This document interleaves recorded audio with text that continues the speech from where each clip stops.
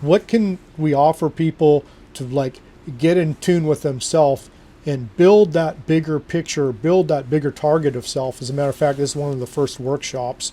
It's called Introduction to Self. And it's talking about just this bare bones concept of most people like self, aside from SELF, aside from an English word, what can you say about that?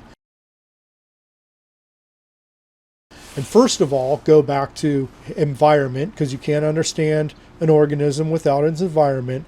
All right, now what's the human-centric inner environment? Build us a bigger picture of that. And first it's, human. First it's human organism. And then it's, I say physical, mental, emotional, spiritual, infant, adolescent, adult, elder, male, female, both, neither.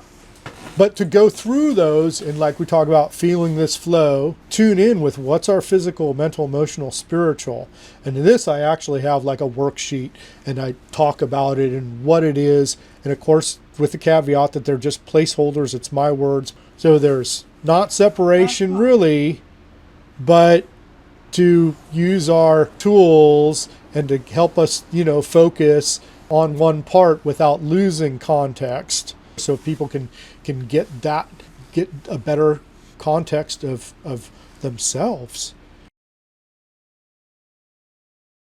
Then when we start talking about conversation like, oh, this is sinking in, and oh, this is my neither that's kind of bonding with this communication, and this is my adolescent kind of bonding with this communication, which is totally opposite, right? But also that's our balance from the farthest end of our spectrums.